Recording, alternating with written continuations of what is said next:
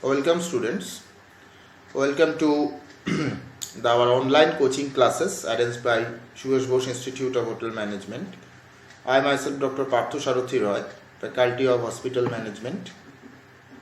Now we are going to start a new chapter today, that is Intensive Care Unit or ICU. You all know the term. Probably some of you have already visited different hospitals ICU. So what is ICU? See, ICU is a specialized form of a service, hospital service, where life-threatening conditions are treated.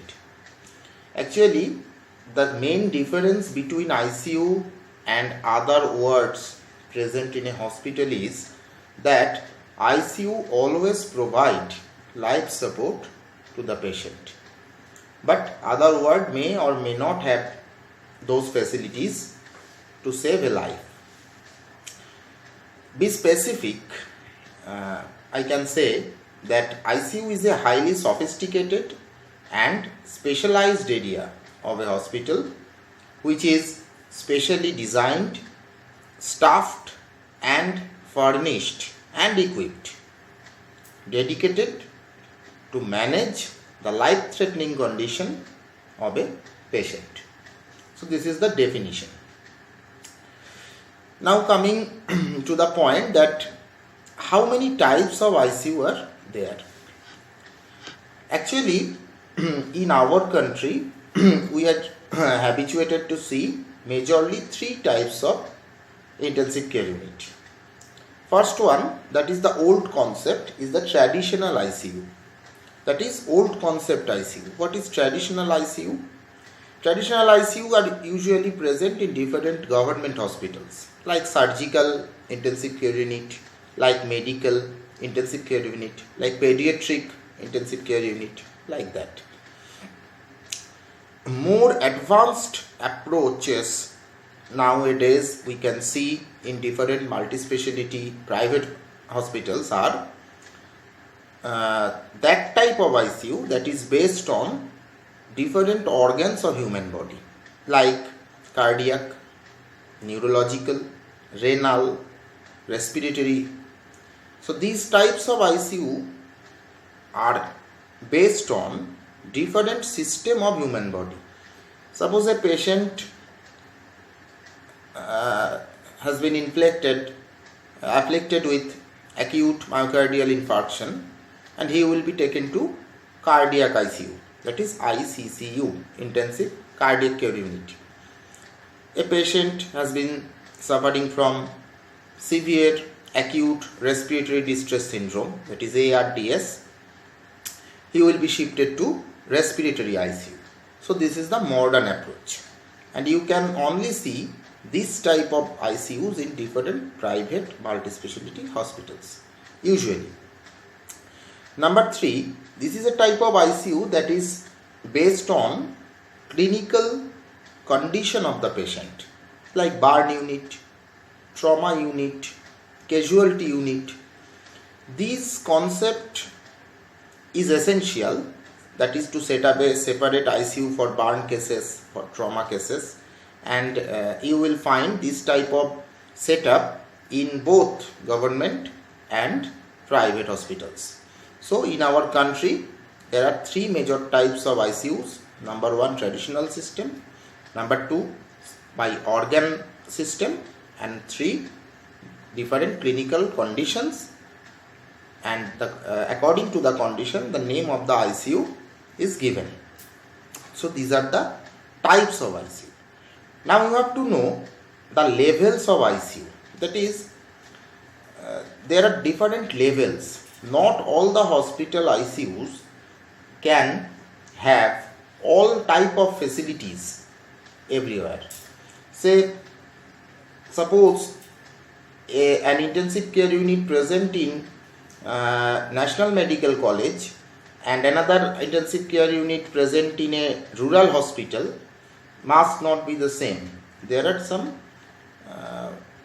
differences, and these differences we are going to teach. First one is level 1 ICU. Level 1 ICU you will find in different type of small district hospitals and small private nursing homes and rural centers. Actually, these level 1 ICUs contains only 6 to 8 beds.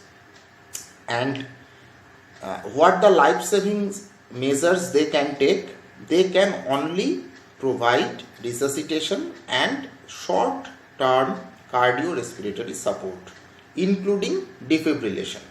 You have already probably seen the defibrillator apparatus in ICU that is used to reduce the heart rate when there is atrial fibrillation or atrial flutter, that is a very high number of heartbeats are there due to different cardiac causes. We have to use cardiac defibrillator that will reduce the heartbeat. So this type of level 1 ICU can only provide you short-term cardiorespiratory support and also defibrillator, and 6 to 8 beds should be present there, and ABG, that is arterial blood gas analysis. ABG is a machine that provides, when you draw some blood from the patient and put it into the ABG machine, it will generate a report instantaneously that will contain the different chemicals present in the arterial blood, that is partial pressure of oxygen, of carbon dioxide, or nitrogen, if there is acidosis, if there is alkalosis, the pH of the blood, the different vital parameters are given by the ABG machine. So this ABG machine is requireable, that is, it must not be present, but it should be present in the level 1 intensive care unit.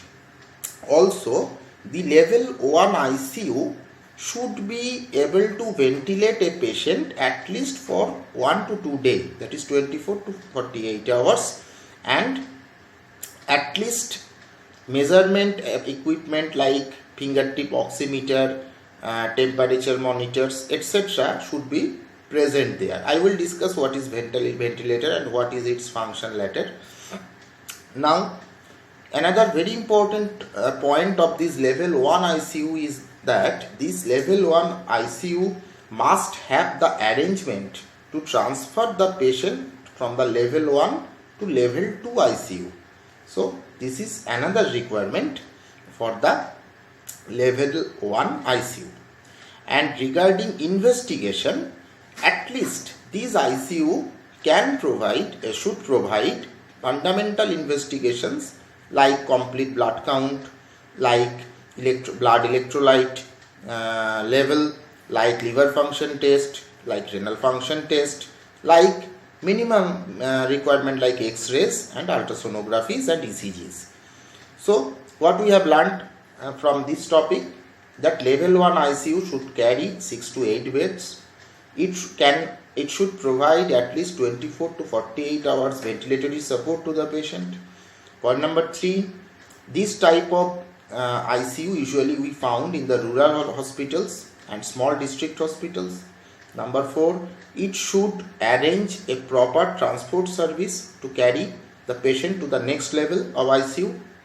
Number 5, this type of ICU should at least provide fundamental investigations like X-ray, ultrasonography, blood electrolytes, complete blood count, etc.